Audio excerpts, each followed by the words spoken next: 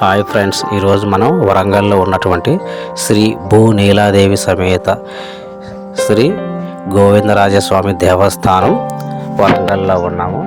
అలాగే ఈ దేవస్థానానికి గోవిందరాజుల గుట్టగా ఒక ప్రసిద్ధి ఉంది. తెలంగాణ రాష్ట్రంలోని వరంగల్లో కొలువై ఉంది. ఇది ఓరుగల్లును పరిపాలించినటువంటి కాకతీయ రాజులు శివాలయాలను కట్టించక ముందే ఈ ఆలయం ఓరుగల్లులో ఉంది. ఇది హిందువులకు ఒక పవిత్రమైన స్థలం. ఈ గుట్టపై కొలువై ఉన్న శ్రీ గోవిందరాజస్వామికి వందల ఏళ్ల నాటి చరిత్ర ఉంది. శ్రీ కలియుగ దైవం శ్రీ వెంకటేశ్వరుడి సోదరుడిగా భక్తులు భావిస్తుంటారు ఈ గోవిందరాజస్వామిని. ఈ గుట్టపై శ్రీ గోవిందరాజస్వామి వారు స్వయంభుగా వెలిశాడని ఆలయ చరిత్ర చెబుతుంది. ఓరుగల్లు లేదా ప్రస్తుత వరంగల్లోని సిటీ మధ్యలో ఉన్నటువంటి శ్రీ గోవిందరాజుల గుట్ట లేదా గోవిందరాజు దేవస్థానం చాలా ఆహ్లాదభరితంగా ఉంటుంది. చాలా ఈ గుట్ట చాలా పెద్దది.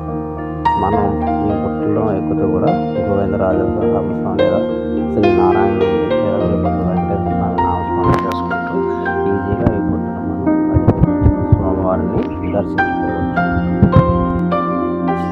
మనం ఈ దేవస్థానాన్ని చేరుకోవడానికి వరంగల్ స్టేషన్కి రైలు మార్గం ద్వారా చేరుకొని లేదా బస్ మార్గం ద్వారా బస్ స్టాండ్కి చేరుకున్న తర్వాత జస్ట్ మనకి 300 మీటర్ల దూరంలో ఉంటుంది. చాలా వాకబుల్ డిస్టెన్స్. ఈజీగా కూడా మనం నడుచుకుంటూ వెళ్ళి శ్రీ గోవిందరాజస్వామి గుట్టని దర్శించుకోవచ్చు. బస్ స్టాండ్ నుంచి కానీ రైల్వే స్టేషన్ నుంచి కానీ చాలా సులువుగా చేరుకోవచ్చు శ్రీ గోవిందరాజుల గుట్టకి.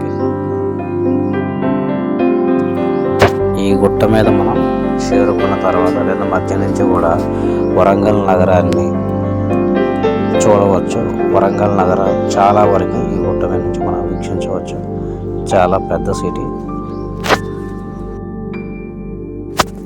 ఈ నగరాన్ని ట్రై సిటీ అని కూడా పిలుస్తారు. ట్రై సిటీ అనగా వరంగల్, హన్మకొండ, కాజీపేట ఈ 3 నగరాలు కలిసి ఉంటాయి. దీన్ని ట్రై సిటీ కూడా అంటారు.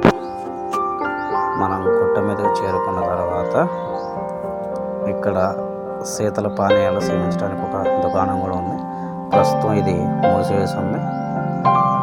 సమయం కాకపోవచ్చు, తర్వాత తెలుస్తారు. అదేవిధంగా మనం గుట్టని అధిరోహిస్తూ గోవింద గోవింద గోవింద నామాలు చెప్పుకుంటాం లేదా వెంకటేశ్వర స్వామిని నడుచుకుంటాం. ఓం శ్రీ వెంకటేశ్వరాయ నమః, ఓం శ్రీ వెంకటేశ్వర స్వామి నమః, ఓం శ్రీ వెంకటేశ్వర స్వామి నమః అంటూ లేదా ఓం శ్రీ గోవిందరాజాయ నమః అంటూ విష్ణుమూర్తి యొక్క నామాలను లేదా గోవింద నామాలను స్మరించుకుంటూ గుట్ట ఎక్కడం చాలా తేలిగ్గా అనిపిస్తుంది. చూసారా ఫ్రెండ్, మనకు అక్కడ కనపడేది శ్రీ గోవిందరాజ స్వామి గుట్ట. కొంతవరకు మెట్లు ఉన్నాయి. ఆ గుడిని చేరుకోవడం చూసారా. ఇక్కడ కొండ మీద నుంచి నడుచుకుంటా లేదా ఇటువంటి మెట్లు ఎక్కేటప్పుడు చాలా జాగ్రత్త వహించాలి లేదా కిందకి జారిపడే ప్రమాదం ఉంది. ఆలయం కొంచెం నిర్మాణ దశలో ఉంది. వసతులు కావాల్సినటువంటి కొన్ని సమకూర్చలు నిర్మాణ దశలో ఉంది కాబట్టి చుట్టుపక్కల జాగ్రత్తగా నడుచుకుంటూ వెళ్ళండి. కింద పడే ప్రమాదం ఉంది. కొంచెం దూరం మెట్లుండో గమనించుకోవాలి. ఇది కళ్యాణ మండపం. అదేవిధంగా గుడి యొక్క లోపల ఉన్నటువంటి చూడవచ్చు. ఆలయం ఇప్పుడు జీర్ణోద్ధరణ జరుగుతుంది కాబట్టి కొంత భాగాన్ని మూసివేయటం మరియు కొంత భాగం చూపించలేకపోతున్నాం. చూడండి, మనకు ఆలయం యొక్క పక్క భాగాన జై శ్రీరామ్ అని లేదా గోవింద అని రాయటం జరిగింది. ఈ విధంగా మనం ఆలయం లోపలికి చేరుకోవాలి. ఆలయం లోపల చేరుకుంటే కొండ మధ్యలో స్వామివారు స్వయంభుగా వెలిశారు. కింద కొండ మరియు పైన కొండ మధ్యలో స్వామివారు కొండ మధ్యలో స్వయంభుగా వెలిశారు. మీకు స్వామివారిని చూపించే ప్రయత్నం కనబడుతున్నారా? తర్వాత మళ్ళీ మీకు చూపిస్తాను. నిమ్మలంగా చూడండి. స్వామివారు 2 కొండల మధ్యలో స్వయంభుగా వెలిశారు. శ్రీదేవి సహిత, భూదేవి సహిత, నీలాదేవి సహిత, అలాగే నారదుడు కూడా ఉంటారు ఇక్కడ. అందరూ కలిసి ఒకే ఒక స్వయంభుగా వెలిశారు.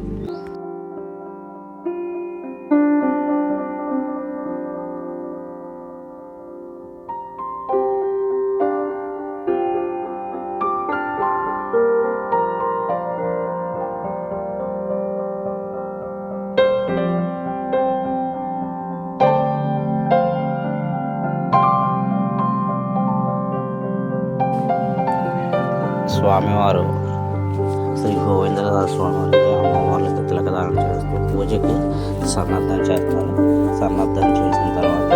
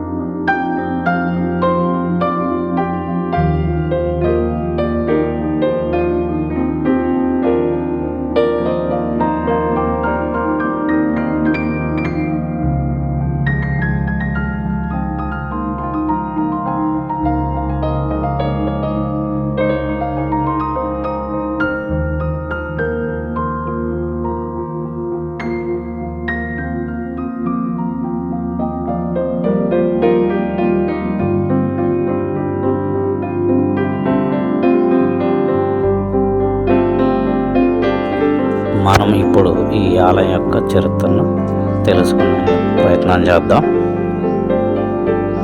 కలియుగ దైవం శ్రీ వెంకటేశ్వర స్వామి వివాహానికి కుబేరుడు ధన సహాయం చేసినట్లు ఈ స్థల పురాణం చెబుతుంది.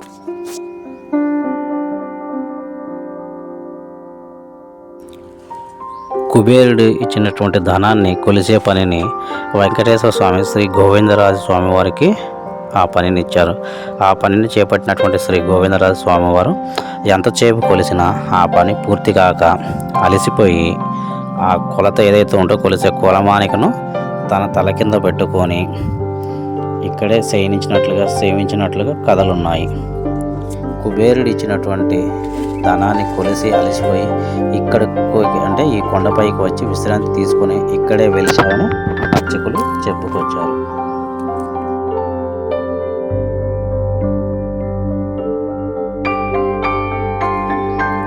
పూర్వం 11వ శతాబ్దం చాళుక్యుని పాలనలో ఓ రాజు కలలో శ్రీ గోవిందరాజస్వామి వారు ప్రత్యక్షమై ఈ కొండపై వెలిశానని చెబుతారు. దీంతో ఆ చాళుక్య రాజులు ఈ ఆలయాన్ని నిర్మించారు. ఈ గుట్టపైన శయన భంగిమలో ఉన్న శ్రీ గోవిందరాజస్వామితో పాటు ఆదిశేషుడు, నారదుడు, శ్రీదేవి, భూదేవి, నీలాదేవి కూడా కనిపిస్తారు. స్వయంభుగా వెలిసిన శ్రీ గోవిందరాజస్వామి ఆలయాలు దక్షిణ భారతదేశంలో 2 ఉన్నవి. అందులో ఒకటి తిరుపతిలో ఉంది, మరొకటి మన వరంగల్లో ఉంది. శ్రీ గోవిందరాజస్వామి వారి ఆ జైనులు కూడా తమ ఆరాధ్య దైవంగా భావించేవారు.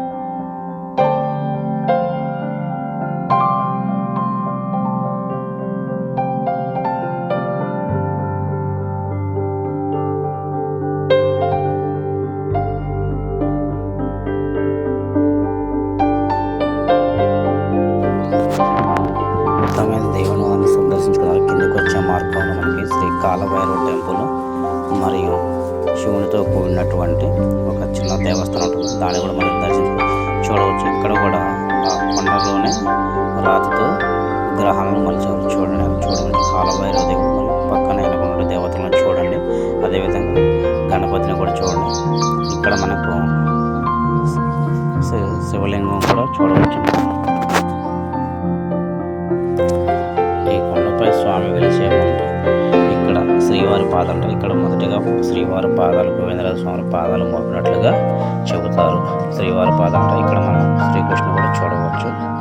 పక్కనే ఉన్నటువంటి మరొక ఉపాలయంలో శ్రీవారి పాదాలకు ఎదురు ఉపాలయంలో నవగ్రహాలు మరియు ఆంజనేయ స్వామి గుడిని మనం ఇక్కడ చూడవచ్చు. చూడండి, ఇక్కడ ఆంజనేయ స్వామి బయట వెలిసినటువంటి ఆంజనేయ స్వామి, అలాగే చూడండి ఇక్కడ ఆంజనేయ స్వామి బయట వెలిసిన ఆంజనేయ స్వామి. అదేవిధంగా లోపల కూడా మనకి ఇక్కడ కూడా ఇక్కడ కూడా ఆంజనేయ స్వామిలో పూజలు అందుకుంటారు. చూడండి ఆంజనేయ స్వామి దేవాలయం పక్కనే ఉపాలయాలు ఉన్నాయి. వీటిని కూడా మీరు దర్శించి శ్రీ ఆంజనేయ స్వామి కృపకు పాత్రలు కావచ్చు.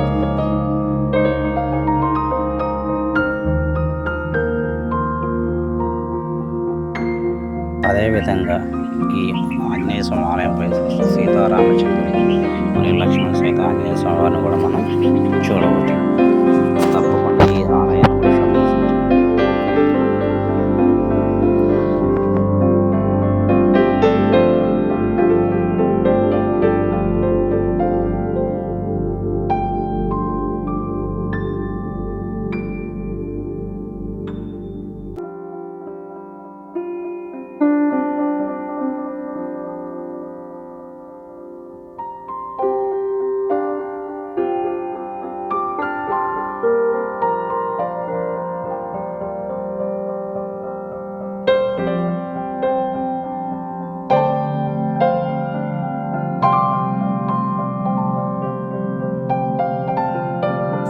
Thank you friends. Thanks. Please like and subscribe.